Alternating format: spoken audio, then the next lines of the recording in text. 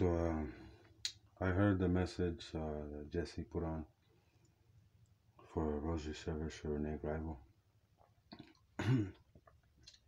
but I didn't get to say my word. Jerry, I love you. Yeah, love all of you. The God Squad. You guys, most of all, Rene, but included all of you. I'm 40 years old now.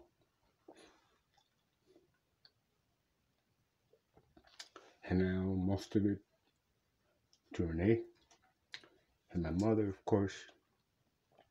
But Rene, for those people that didn't know how I even started in the youth group, I was already in the gangs when I was 12. My mother, probably about 5 or 6 times, she went and told me, Mijito, why don't you go with your sister over there to the youth group and find something to do in life instead of this nonsense now. Travieso, you know. So 12, 13, 14, 15. I said, I was bored. You know what I mean? The homies didn't come around and pick me up. Mind you, then I was 15.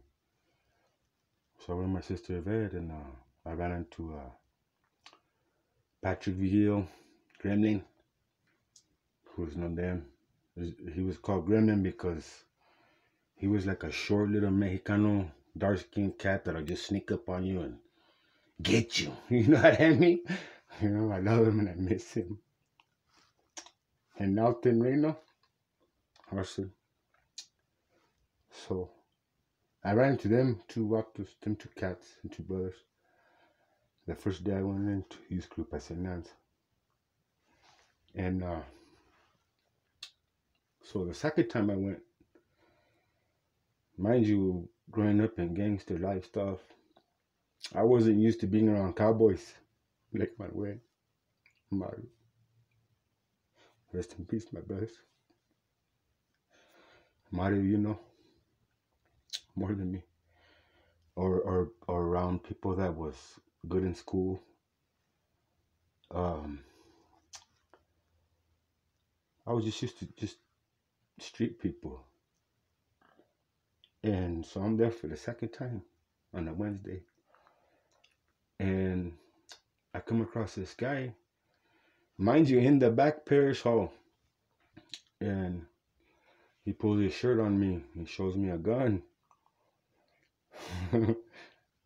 My mother's telling me, go to the church, find some calling.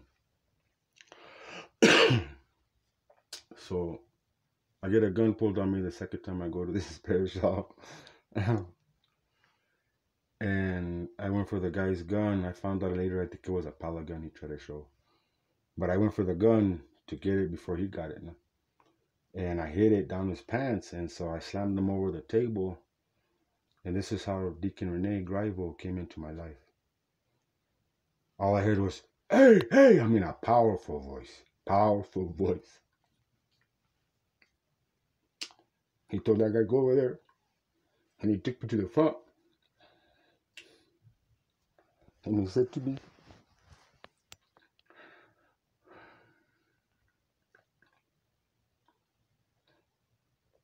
young man, I can show you the light and life of the Holy Spirit, or go to the street and die.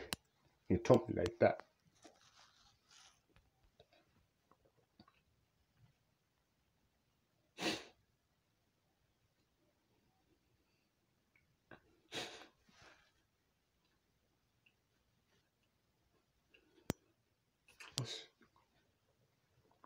I'm 40 years old.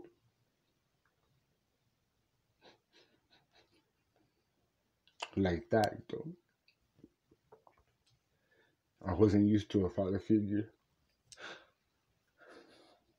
I didn't really have a father figure from my own family, you know. My brother's testimony, everything.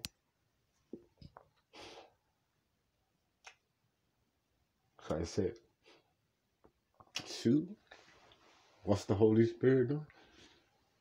It interested me. Serious, it interested me. Go to the street and die. La verga. I didn't know this guy. And he's Caucasian. I know I'm lighting everything up, but you know, but no man, to talk to me like that and with authority, that I was like, a la verga. You know what I mean? Being real.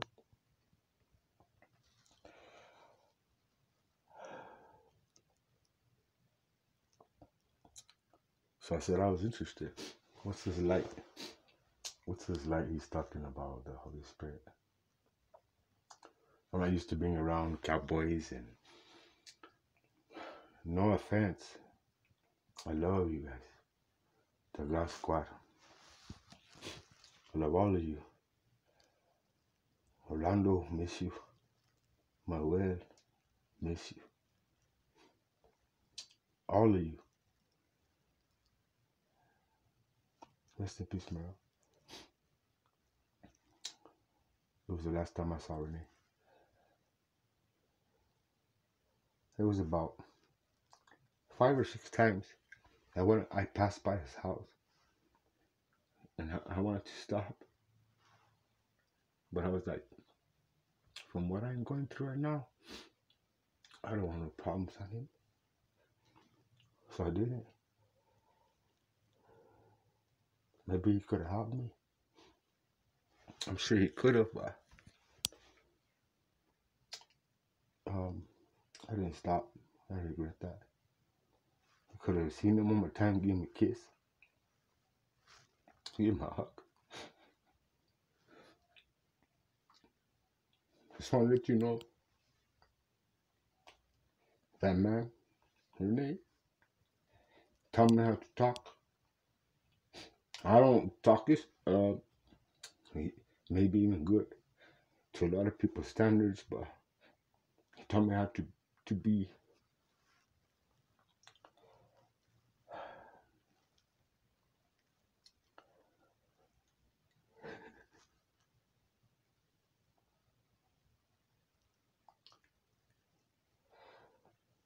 I remember listening for the God Squad now. We were on a vacation one time, and Jesse was there, and we were at a McDonald's, and Rene was sitting there ordering for everybody, like he always would. No questions asked. In a sense, he didn't have to say that, but, and Rene, Jesse looks to me and to the back. Look at Rene, man. From the back, he looks all skinny. From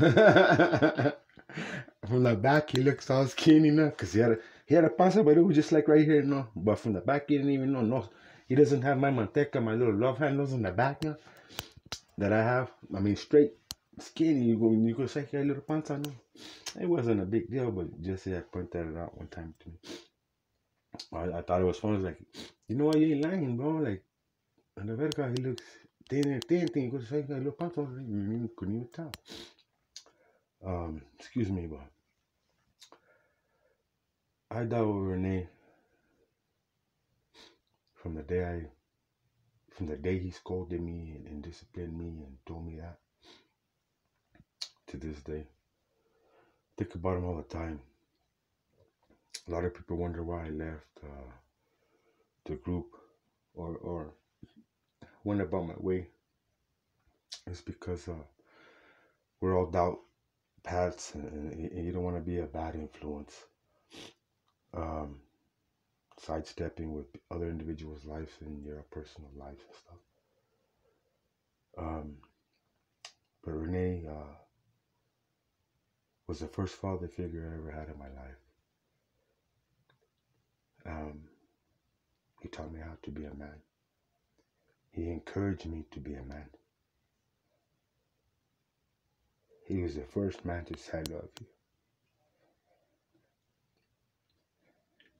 There's not a thing in this world that man wouldn't do for anybody.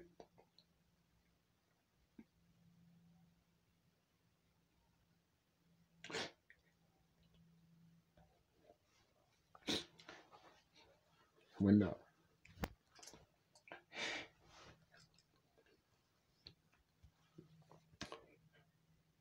I found out he passed, even though my spirit,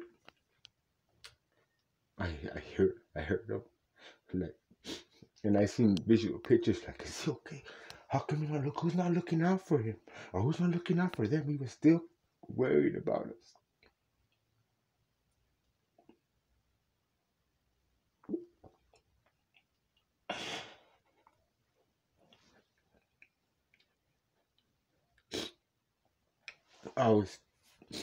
I'll tell anybody, anytime this world loses a good person, a little bit of more darkness creeps into the world. It's not him that suffers no more. He's in heaven. He's in a state of bliss. Awesome. You know what I mean? That's just to him, because he deserves it. It's us that suffer. But it's us that are strengthened by him through the suffering, because we knew him. And we know him. And even in prayer upon the last time that the evil one has a chance to live, or to beckon, or to beg for forgiveness, whether he's probably not, because you know the evil one, up until that point, he's still going to be thinking about us. Because let me tell you, a place in the heavenly state, whether you know it or not, those that make it into heaven, the people that don't, that they may have loved, whatever, if they don't make it, they're going to be put into a place of forgetfulness, so that when you're in heaven, you're not going to be able to think about them, because that would cause you sadness. That's a scary thing to think about, but that's a fact. I pray one day that I'm worthy enough to give another hug, and an everlasting hug, with all our loved ones, with all those that paid the price. See, the Messiah on the cross, he was thinking of us. Or I can't say us and be selfish, but those chosen. He was thinking about them in the future that were going to be suffering for him too. So when he laid his life down on that cross, he was thinking of us, saying, hey, they're going to suffer too. He thought of all those that are going to be suffering, and said, you know what? I can do this. I'll do it for them. And my King, Jesus Christ, Yeshua in Hebrew, paid the ultimate price for all of us. You are saved if you believe. You will not see the Father yet through the Son. I'm not trying to rant, but I just wanted to tell you a little bit of the story. Rene is an awesome man beyond words and beyond my own comprehension. All it took was for me to believe, and he strengthened that belief. Because not a lot of kids, he was put in the South Valley, where people don't have the parents and all that stuff. He was put in the hardest place in Albuquerque, and he took people off the street. If you won't believe.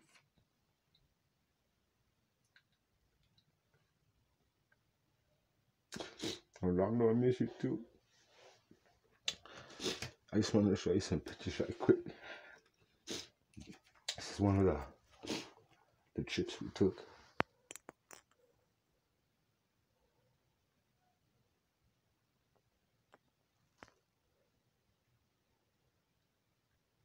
So let me throw you a couple pictures. You can pause these later. We got pulled over. I was rolling in Robert's car. He let me drive his hot rod, his airbag suspension system, and I took it about like 115, and I got pulled over. My luck. But check this out. You know what I mean? Check out Rene, like, how is that possible? Then all of a sudden you got a flat tire, right? And they're like, my goodness, I cannot. Yeah. You know, I'm just trying to get him. I'm tired. I got a bunch of kids to look after. Yeah, so yeah, man. Hold on. I got a couple more. Hold on. Let me see. Let me put. Nah, this was one of the days we were out there in Mora, and this was a group of children that he helped out there.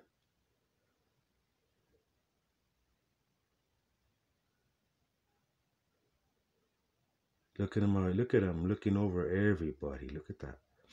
Look at that man! Look at him! He's as bright as me. Looking over everybody. Who's he looking at? The Father. Look at this man was called. He was called. Look at him. Everybody's looking at the picture and he's looking at the Creator or his Son. Look at this man. It's amazing. Look, everybody's over here minding their business and he's like talking to the Father. Look at him. Such a blessed this man is. And will continue to be. Okay, so I got another one here. We were kicking back at his house. And this is back when I was like 20, 17, 18, I don't know how. They were talking and they take a picture and I went to lean on his stomach. He's kicking it. You know what I mean? He's kicking it. Look at him. Profound. With a bunch of little youngsters. You know? And then this is for y'all. I took this one by myself. This is him.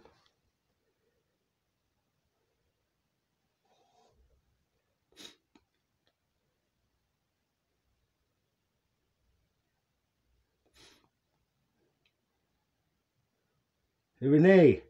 Huh? He put his hands down.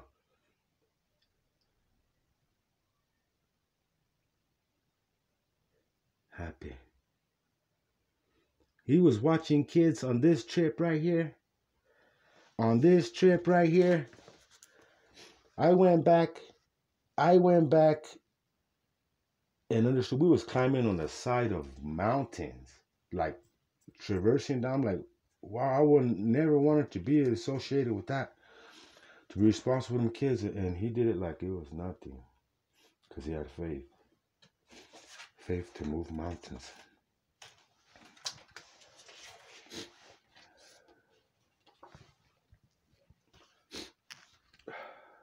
He's with the light now.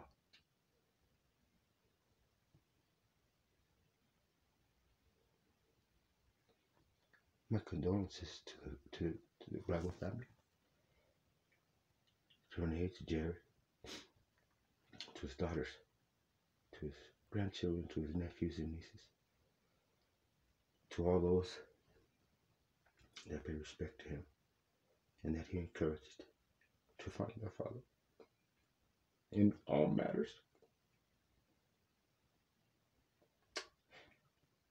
I love you all.